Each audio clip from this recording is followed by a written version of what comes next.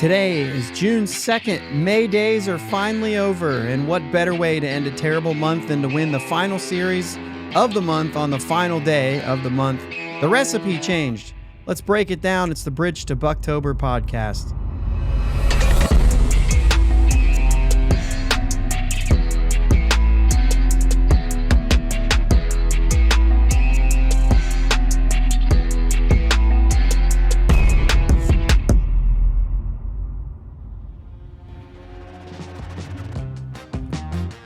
Yins, guys. Thank you for listening to the Bridge to Buctober podcast, where we talk all about them Pittsburgh Pirates and that. My name is Josh, and I am joined, as always, by my brother Jake. What's up, Jake? Just got that sneeze out, hit the mute button just in time.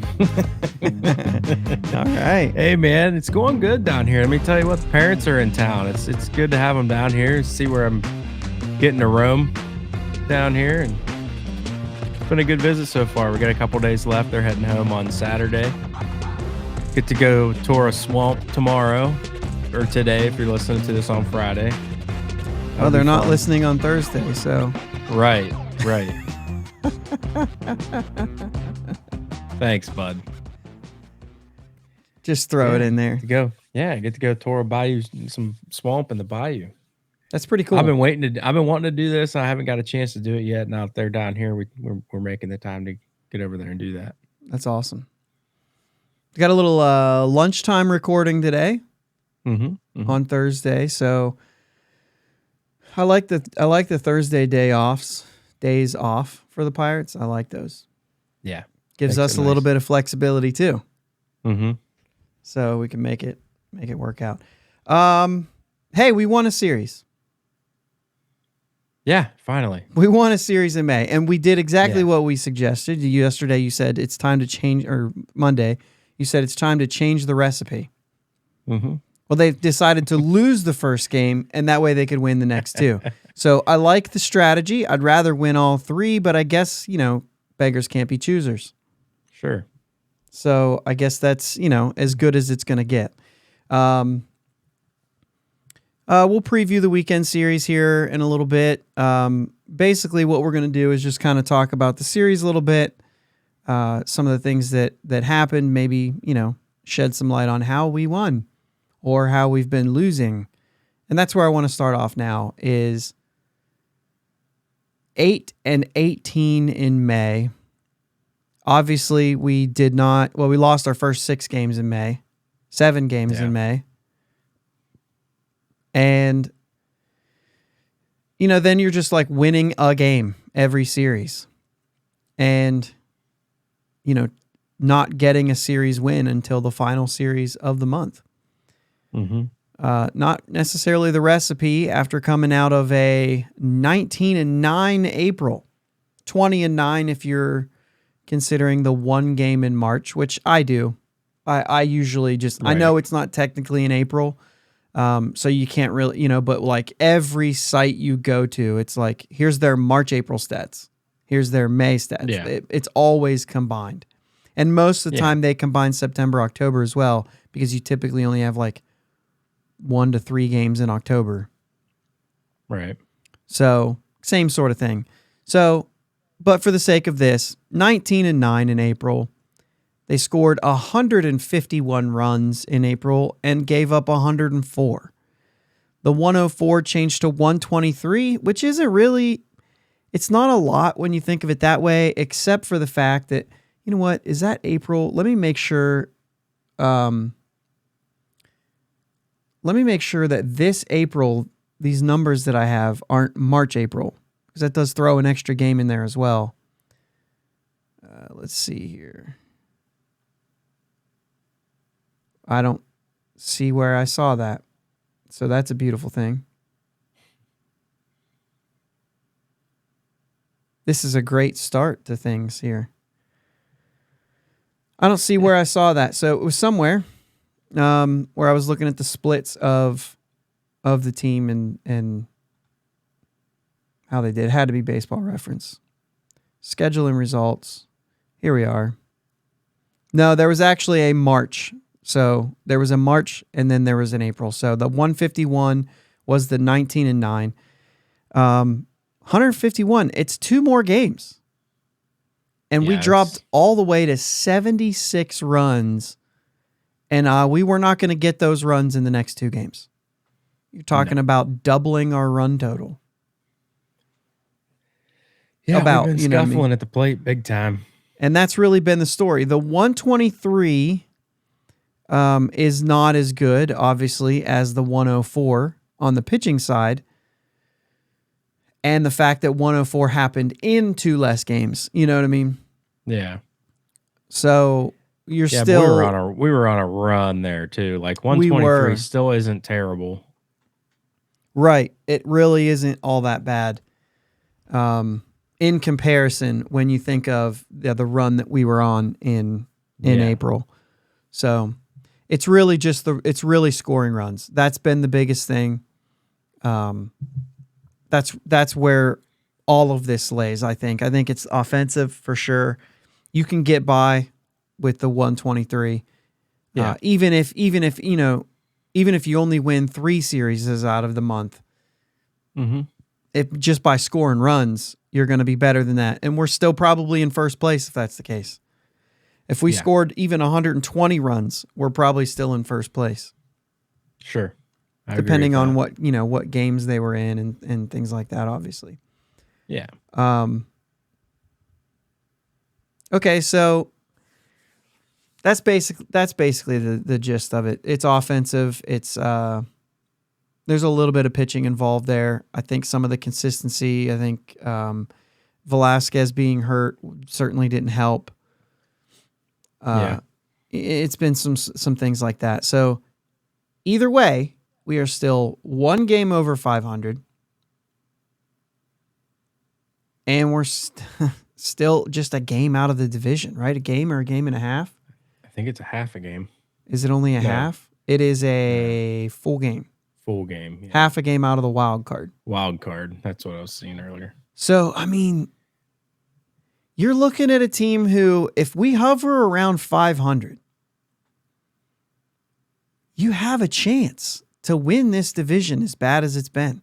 St. Louis was surging, and now they're back to about 5-5 in their last 10. They're kind of, sitting in that place. Now Cincinnati's won 5 straight, so they've jumped back over St. Louis, and they're not done yet.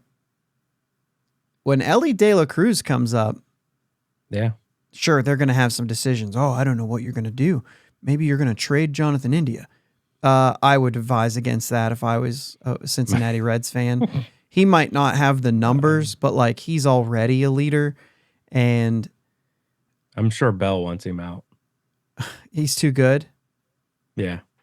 No. It would make too much sense to keep him. Well, it's, you know what I mean? It's just a thing that I know some Reds fans are like, well, I don't know.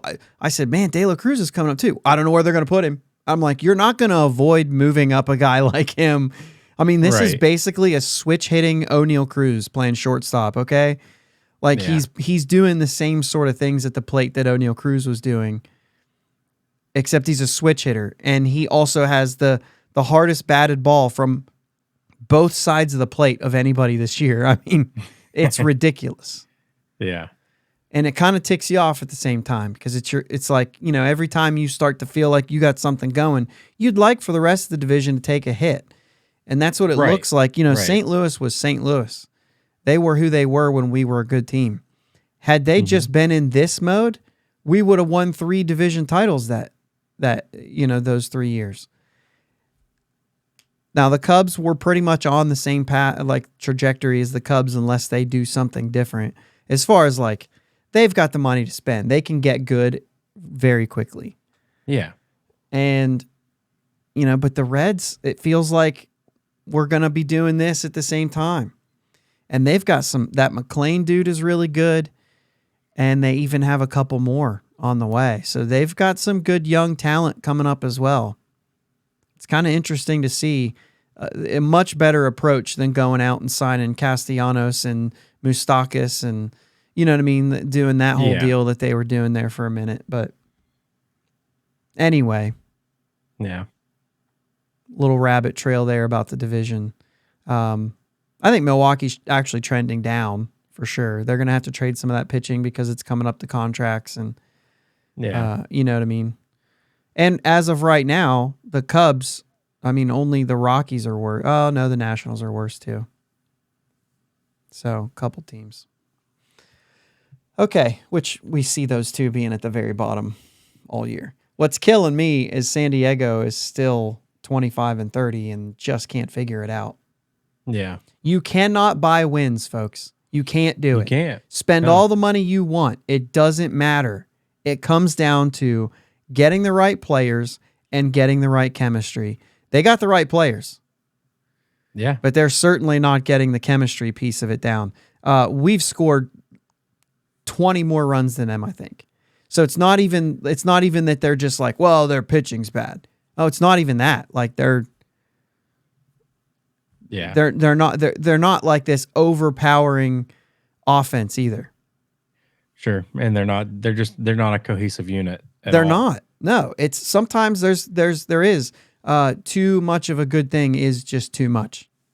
Mm-hmm. I don't know if that's it. I think you can do that and win. And I'm not sure that like people are not getting along. Of course, Right. being 5 games under 500, they're going to stop or they're going to start not getting along eventually if they can't right the ship. But it's just the Right. idea that like they went into this thing saying it's in the bag. Mm-hmm. And it's not in the bag. You just still can't have do to that. play the games. Yeah. And that's why Pittsburgh and teams like Pittsburgh feel like at the beginning of the year, they feel like we have a chance if we play to the best of our ability. And that's usually true. I would say some of the rosters that we've put out here that's not true about. Even the best of those players wasn't going to get you a lot of wins. I think this team, though, I think if every which let's be clear, we're 1 game over 500 and everybody's not playing their best. Right. You know what I'm saying? They're just absolutely not.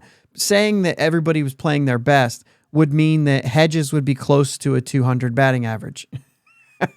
Yeah. Which O'Neal is be Cruz his would be best. Healthy. O'Neal Cruz would be healthy and playing well. Castro and Bay wouldn't have the situations that they've had this year on the ups and the downs, right?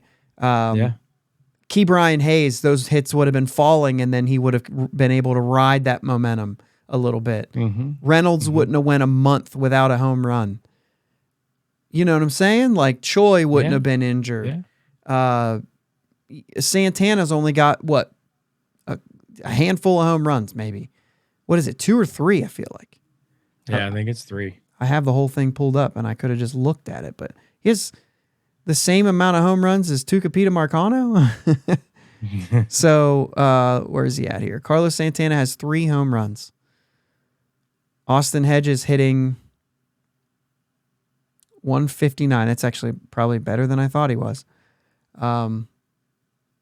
But still, it's the idea that like these guys would be performing better, and they're not. So if they all played to their best, now some could argue that maybe this is the best for some of these guys. I tend to not believe that, but I think there's still a couple. Like I said, Hedges, I moved him from a 159 to a 200, or I said close.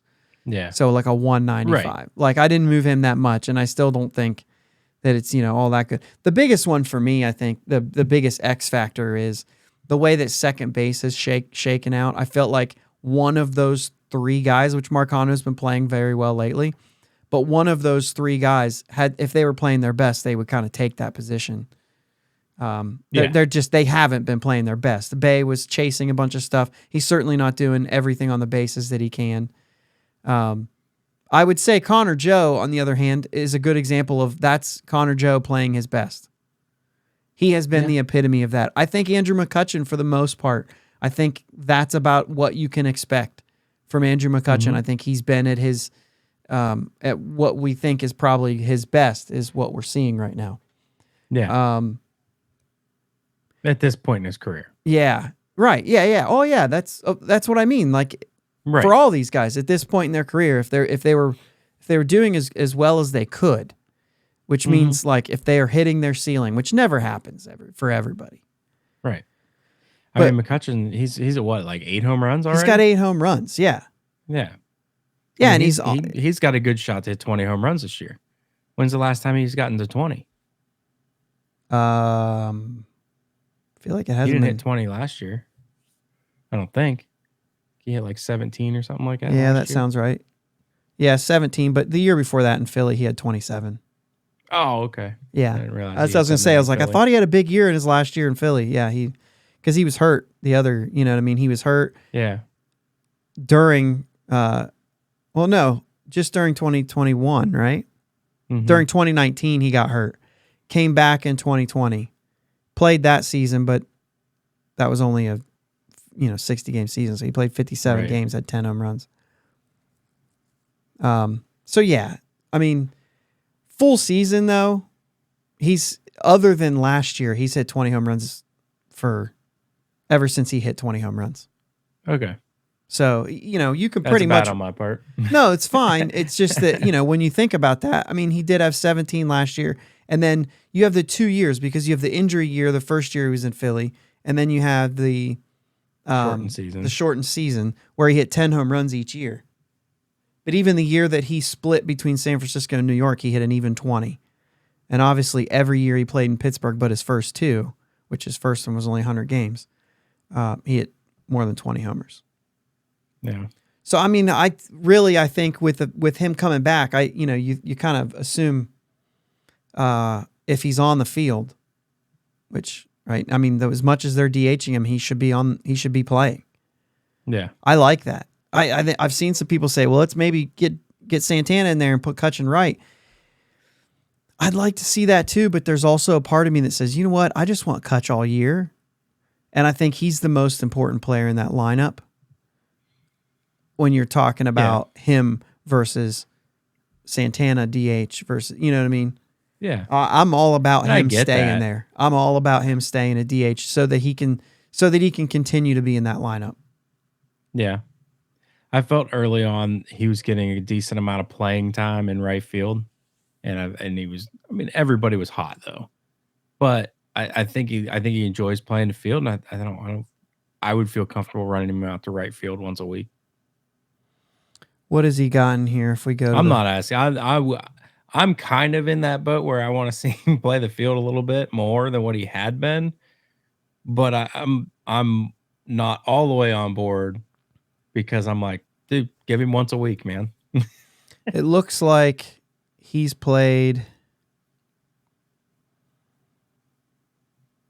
8 times in right field. Yeah, and probably Started 7 to- games in right field. yeah, and I'd probably say 5 of those were early on because he hadn't played right field in a month till like recently when he played right field a couple games in a row. Yeah. So there you go. All right, so who's next on the old, I mean, kind of the point right now, just to kind of follow along here, is we're at the end of 2 months. Mm-hmm. So we're kind of going to take a look at maybe a couple guys. Let's stay on the offensive side. Brian Reynolds, if you just want to, take a look at where he's at right now, it's kind of hard to be upset. He's sitting 282, 333. Right. He's got the 7 homers. Now, those were a ton right away and then not for a while. But if you would tell me 7 homers at this point, I'd be like, that's a little low, but I could see that. You know what I mean? Mm-hmm. 8 steals. And then, just kind of looking at a few things here, like 17.8% strikeout rate. That feels about right. He's keeping his strikeouts down. He's not striking out a ton. So I think that's a good thing. Right. So his weighted runs created plus right now is sitting at 120. I think it goes up for sure. I think it goes up, but you can't. Well, that's a good hitter. Right. It's a good hitter. I saw an interesting tweet. I want to jump to Jack real quick. Yeah, let's go. Because I saw something interesting on, I think it was Twitter, and I forget who said it, but somebody's like, I just want to throw it out there that if Jack played for Miami, Pirate fans would be like, why can't we get somebody with that kind of power in Pittsburgh? But a lot of Pirate fans are like, dude strikes out, set him down, like all this stuff. And it's like, my guy just put one in McCovey Cove, first opposing player this season. I mean, he's not the first, obviously not the first opposing player to do it, but first one this season. And he goes, I'll throw 2 out there. Which is today. the first player, which is the only player other than Barry Bonds to hit 2 balls into the bay in the same game. That's interesting. But that's, to me, it's like, that's Jack. Mm-hmm. You know what I mean? Because there was another statistic about how many multi-homer games he has already. Yeah. And and a lot isn't a lot, right? When you think about it, but like, right. It's pretty impressive. And we know this about Jack. He's very streaky. It goes both ways a lot of times. You know what I mean? He can be streaky bad. He can be streaky good. And I don't know, man. The question with Jack is, for a lot of fans right now, what are we getting? Is this as good as it gets? Do we like the streaky? I mean, I'm going to be honest with you, like, maybe not as often, but like Josh Bell was very streaky. Mm-hmm. Yeah. And he was more of like a long-term streaky, where if you remember 2019, he hits like 20 some homers before the All-Star break. He ends with 37 because he was terrible in the second half. And it's just because he can't find a way out. Yeah. Where I feel like Sawinski never changes his approach. He never lets it kind of get in the way. He's bad. And that strikeout percentage goes up and down and up and down. Right now it's sitting at 33.5. And that's high. Mm-hmm. And we know that he swings a lot, but his walk rate's at 14.5, which is good. Yeah. It's best on the team. I mean, he knows the strike zone, but sometimes I feel like he knows it too well. And there's borderline pitches with 2 strikes. Sometimes you gotta try to get something on that ball. I get that. Like a lot of times he gets caught looking. He gets caught looking with those pitches that are like an inch outside, and he's like, it's a ball. I mean, like those guys with the masks on behind you, they're humans, and that's close. Like, you're gonna get rung up on it sometimes, and they're gonna call it a ball sometimes. 2 strikes, you got to, as a hitter, you have to expand your strike zone a little bit, because if it's close, he might call it.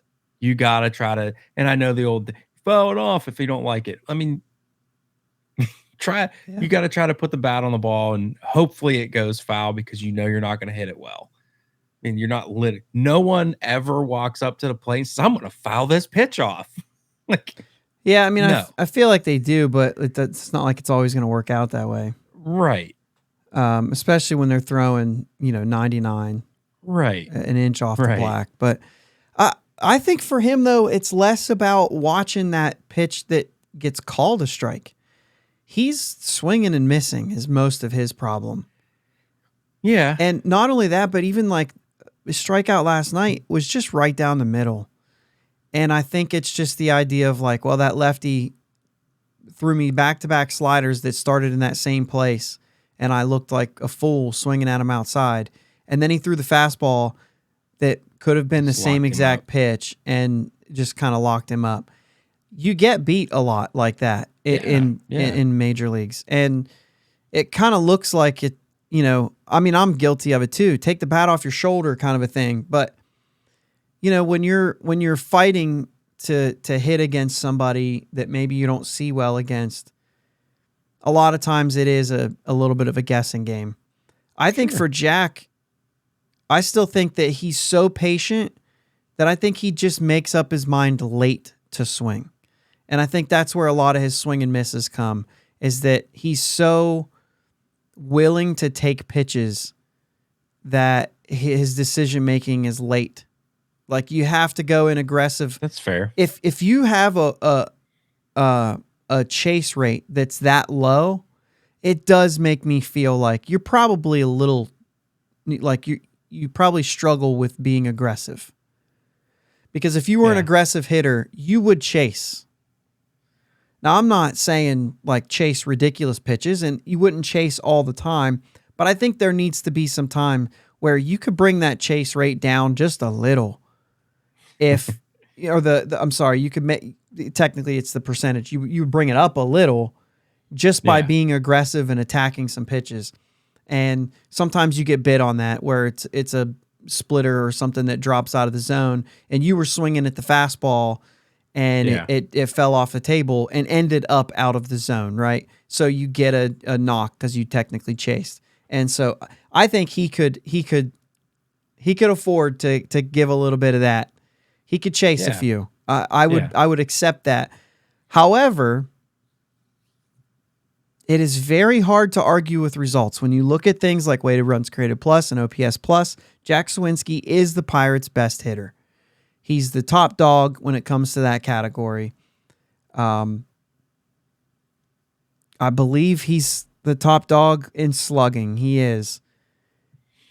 His on-base percentage is close, middle. I don't count Palacios quite yet, or really Mathias and Cruz. There's just not enough body of work there. So he's up there with Castro and McCutchen when it comes to on-base percentage. And I mean, when you start looking at, I lost it there. Even his average is 240 right now. And average is important. It's not the thing that they measure players by anymore, right? We're looking at OPS really in general. Let's give me your on base, your slugging in general. What is your OPS? What are we looking at? For 240 average, if you're an old head, which I don't say that to be negative, like we are sometimes. You and I both are old heads when it comes to this kind of stuff. We like to see those batting averages. I still like a batting average, but I think my expectations have changed, and it's subjective, right? When I see 240, I'm like, okay, what's the rest of them? I see that number. I'm not sold on that number until I see the rest. And as soon as I see 352 on base, I'm like, all right, I'm fine with 240. Because you're still able to get on with that 240 average. You're still getting on base. If I see 240 and then a 301 on base, then I'm like, the 240 sucks. If you're not going to walk, you got to get some hits. You know what I'm saying? I don't know if there's a good example of that or not. If I look at the averages and find somebody else around him, there's literally nobody else around him. Cruz had a 250, but he was 375 on base.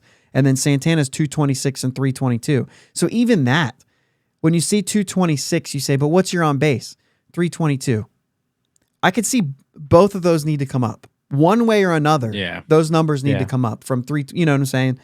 So anyway, all of that, just to circle around to Jack. I mean, this is what the center of this is.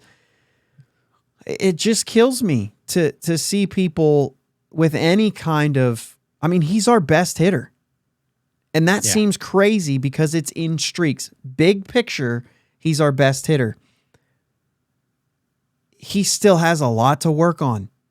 Mm-hmm. I feel like big moments, I just don't feel good about it, right? Yeah. I feel like if you're winning by a lot or you're losing by a lot, there's not a lot that Jack's going to do. I feel like it's just that like middle ground, but those high leverage situations, I think that he's being overmatched. And I don't know if he's being more aggressive during those times, and maybe those are where his chases come from. I'm not really sure, but I don't have those numbers in front of me, but I know that like, and maybe I'm completely off base, but I feel like that's an issue. You know what I mean? And that's an issue with a lot of our guys. We had that conversation about him and Connor Joe not coming through right before Key Bryan gets up with the bases loaded and 2 outs. And Key Bryan's one of those guys where like, hey, listen, if you're going to hit like this, if this is going to be who you are, at least come through when it matters. Like those are the kind of, if you're going to be a 230 hitter, just come through when it matters, and we'll be okay with the 230 because of your defense. Right. We'll be okay with the, I mean, at this point, you're hoping he gets to 10 home runs. Yeah. I think that he had a lot of bad luck as we move on to Key Bryan Hayes. I think that the bad luck has gotten to him. He's, like I said, he's not, taking the same approach And I feel like it's a little bit of a struggle for him. He had a few hits today, Thursday, right? Well, not today, but yesterday. No, I mean Wednesday. Yeah, Wednesday, sorry. yeah. I think he did, yeah. I don't have it. I do have it here. He had, he 2 for 5. 2 for 5, yeah. Yeah, and he had the triple, which was a big hit. It's still there for me. It's still there for me. He's just, it has to start clicking. This goes back to last year's April and May Mitch Keller. Okay? What I'm saying is, I'm not going to sit here and hang my hat. I was hanging my hat on you, Key. I said he's doing all the right things. And I said he will be back. I'm not giving up on him, but I'm just not going to sit here and dwell on it right now until the results come. I'm done with it. He's still worth his money. He's not getting paid that much. Absolutely. I'm so tired of seeing, we pay him all that money. He's not getting that much. He's not getting that much money. $10 million is where that thing tops out at. A Gold Glove defense is almost worth $10 million. Yeah. I mean, get me an 80 WRC plus and you're worth it. You literally, that's it because of how good the defense is. Anyway, there are no more positional identities. They don't exist. When shortstops can hit 40 home runs in baseball, positional identities are gone. Shortstops are supposed to be slick fielders who don't make errors, who make diving plays, who steal bases when they get on, but they usually are 3 to 10 home runs tops. That all changed. That doesn't exist anymore. So when you tell me a corner position should hit for power, it just doesn't compute. What you're telling me then is every single position on the field should hit for power. And that's just not how you, I mean, you can build a team that way, sure. But that's not realistic. Or maybe you end up like San Diego. I don't know. Right. Yep. I don't know. All right, so let's move on to a pitcher here and kind of move into wrapping this up because this seems like this is a Mitch Keller podcast from here on out. We never go an episode without talking about him. So we're just going to change this to Mitch to Buctober or something like that. I'm just kidding. Regardless of what you'll hear from Greg Brown and everything else, this was the start that he could have had his last start. 6 innings, 4 runs instead of 6 innings, 6 runs that he had the last time out, which means to me that this was back-to-back starts for Mitch. Yeah. He gave up a little more hits this time, and they didn't send him out to the 7th inning, which was the right decision. He still only walked 1, which the other... if you remember his last start, he would have only walked 1 through 6. He walked somebody to lead off the 7th and gave up a home run to make the 6th. So you would have had that one, right? That one walk gone in the last start. So you would add back-to-back starts with 1 walk through 6 and 8 strikeouts. He's had 8 strikeouts, at least 8 strikeouts a game, every single start since April 27th. When he struck out 10 against the Dodgers in 6. And then it was 8-8, 13, 8-8-8. Mitch Keller's great. Yeah. And back-to-back 4-run outings, 6-4, you know what I'm saying? Right. I think this is a rough patch. Guess what? He won both games. The Pirates won both games. This is the sort of thing that is so important. And how do you have 2 outings that you're not really happy with? They're not quality starts, right? You're talking about a quality start in 1, 2, 3. That one start was 5 innings.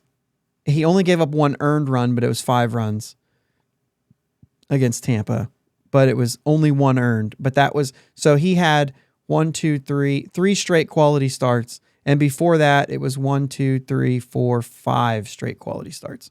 So this is a rough patch. He's got to clean it up. Yep. But in the meantime, we've won both games in a team who only won 8 games in the month that he did it. So Well, I mean, you know what I'm saying? Yeah. Like they're bailing him out. They are. And that's a good thing. That's what you want to happen. I just keep going back to all these things that are ace worthy. Yeah. He's right there. And we're at the end of May. And he now has 7 wins. Ridiculous. Whether you care or not about wins. Yep. We didn't have anybody reach 7 wins last year. Yeah. So. And we're in May. We're 2 months we're at the in. End, yep. Yeah, we're at the end of May. Like, I can't say enough good about Mitch, and I have no doubts he's going to bounce back. You know, a couple little rough patch. It happens to everybody, almost everybody. I mean, if you win the Cy Young Award, it probably didn't happen. I mean, you still got a full season. It could. No, yeah. I mean, you're not wrong. I mean, Zach Gallen, we crushed that dude. George Kirby. Both of their next outings were great. Kirby just went 8 innings, no runs. Oh, he didn't pitch. I fell asleep. He didn't he didn't pitch the 9th. I don't think. I was watching that game. I don't think he pitched the 9th because he was at like 88 or 90 pitches. Oh, really? Maybe he did. Maybe I missed that. They won on a walk off. I think it was Suarez led off with a double and then whatever. Don't care. It's the Mariners. But it was a good game. It was a real good game. Cal Raleigh came through. Is that one? That's who it was. Yeah. Okay, so Mitch Keller's very important is basically what we're saying, and I just was kind of there to say, you know, still not a great outing, and still got the job done. I think wins in general, when you look back at a year. By the way, just to go off that one real quick, I like conversation. When you look back and you say this guy was 7-1. With a blah, blah, blah, blah, blah. I think in that scenario, I care less about wins. When I'm just looking at how Mitch Keller's doing, I care a little bit less about wins. When you tell me Mitch Keller is 7-1 in the context of a full team Pittsburgh Pirates podcast, that is important. Yeah. Because you need pitchers to go out there and you need teams who can get that pitcher. Like when that guy's on the mound, you want to win games. I've said that a few times about Keller. When he pitches, you have to win. Yeah. And, you know, for the most part, we've been doing that. And I think that that's important. That's important for the success of the team. For him, for any pitcher to say, I want to win this game. Now, hindsight, you say, I pitched well enough to win this game. Right? Yeah. And so I think that that's sort of one of those things where, you know, Mitch doesn't have any of those losses. Like he had his only loss was that one in Tampa where he only gave up 1 earned run, but he still gave up 5 runs just because of an error. It doesn't mean that it's like, oh, he's completely off the hook. Like he pitched well enough. Like, no, he still, gave up 5 runs. Sure. If the error didn't happen, but that's 4 unearned runs. You'd have to make 4 errors in order for me to say, well, he would have gotten out of it. But it's likely 1 error with 2 outs and then he gives up 3 more hits, right? You know what I'm saying? Like if he just doesn't give up the 3 more hits, it's different, right? So not that I think they should change the stat by any stretch, but it's just the idea to say like, you know, that's been his only loss. He hasn't had a loss yet where he was like, I was dealing. I went 7 innings and got 2 runs and my offense didn't help me out. That hasn't happened yet. Right. And Mitch Keller's been there. Unless it's happened in one of his no decisions, obviously. But Mitch Keller's been there, their guy, that the team has said, we have to win these games. That's when I think wins and losses are important. If you need a guy to step up. If you score your 4 runs on offense, and that guy gets you the win because he kept them under that, then that's worth it. That's worth something. It's just like when you say, does this guy deserve a Cy Young? I don't even care what his win-loss record is. It's not even in the conversation. If you tell it to me, I will ignore it. You know what I'm saying? Yeah. It just doesn't matter. There is something to be said about like getting to 20 wins that will support 100%. The rest of the numbers. Where if you have a bunch of low numbers and you got to 12 wins, I don't care. That number doesn't, it's not going to put somebody, it's like, well, the other guy has similar numbers but got to 20 wins. No. I don't care. Because this guy pitching on that team might have had 21. Yeah. Right? So I don't care about that. what it means is like if you've got two guys that are really close and both of them played on really good teams and one of them maybe has a couple more wins, I might give a nudge to him because they have to be on equally good teams. They just have to be. In order for me to even consider that, and they have to be really close, it can support numbers more than it can define anything for me. But when you're talking about a team, I really do still like the win. I like to see pitchers who can go out and get wins, especially in a month where you had 8 wins. Mitch Keller had 4 of them. Yeah. You have 13 guys on your pitching staff. He had half of the wins credited to him. Then I say that's worth talking about. So yeah, that's all. That's my win-loss thing. That's all I really had as far as like the players that we wanted to talk about, and we're pretty good on time right now. Did you have anybody else that you were wanting to bring up? I'm not really prepared to get into like Rodolfo Castro's numbers, which are look them up if you're not paying attention. He's doing some really cool things. I just wish we could get that left-handed at bats more productive. Yeah. The only other guy I think is significant to bring up is Bednar. He hasn't been in a save situation in how long? He comes out in a save situation. Dude's still a linebacker. He's still going to go out there and he's going to eat you up. Just boom, boom, 2 strikeouts and then the fly out to close out the game on, what was that, Tuesday night or Tuesday during the day? Yeah. I think it was. We just haven't had to see him out there in a while under pressure. And it was a breath of fresh air to see him out there in a pressure situation. And it was Wednesday night. Wednesday night. Mm-hmm. Just going to slam the door shut and we'll be done. Yeah. And, if you've been in a position where you've doubted Holderman, you can stop now. Mm-hmm. You can do that breath. You can sigh. Okay. Maybe I was wrong about him. We might have a 1-2 punch at the end already that is playoff ready. Yeah. It's ridiculous. Absolutely. I'm with it. And with Moretta being the guy that gets the starter out of the jam, he's kind of really he's laying into that role. Those 3 pieces are just as good as anyone in the game. Man, I really like what Moretta brings to the table this year. And he just I don't want to keep saying the word bail out, but he gets you out of that inning that the starter just couldn't get through. And he's allowed 1 or 2 inherited runners to score this year. I'm looking for it right now. I think we've talked about this before. And yeah, we have. And it's been a specialty here. Mm-hmm. He's had 18 inherited runners this season so far. And yeah, 1 of them has scored. That's impressive. It really is. You're talking about a 6% score. Like, that is a special, like, he's not going to be a back end guy because he's so good at this. And he's done it with, I said it before, like, not great control, but still is able to get it done. And he's not blowing it by people. He's throwing a lot of off speed stuff in the process. His slider is unreal. He's got good stuff. He's been, I looked back at our episodes where we were doing some projections, and boy, if we would have paid attention to inherited runners, you probably would have been on the head, because you said he wouldn't get called up till late, but that he would be a team leader in ERA. No, you said that. You said team leader in ERA. And right now, it's Bednar. Oh, and Johan Ramirez. And then it's Dowry Moretta. Still, all 3 of those guys under 2. Johan Ramirez.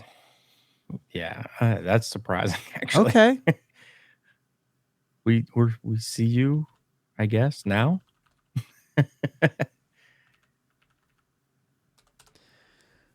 All right, so I'm going to look up Johan Ramirez's advanced relief pitching stats here just to see where he sits in the inherited runner department.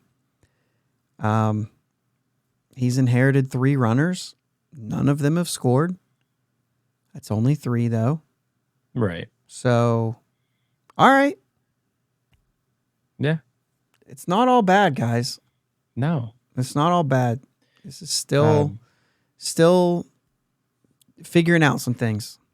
Like to see Cody Hernandez Bolton has start been to turn pitching some well. things around. Yeah, Hernandez. Okay. Anyway, let's move on here. Yep. Cardinals are coming to town Sure. for the weekend. We don't know who their pitchers are for Saturday and Sunday yet. It might not matter because they haven't been pitching well. We do have Flaherty coming Friday night. Roanzi's return to the rotation. So we do have that matchup. I believe it's the first bobblehead night, or is that Saturday? I would imagine it's Saturday. Okay. Friday's probably fireworks. Anyway. Sunday, we got the 11:35 Peacock only game. I don't have a boo button. I guess I have.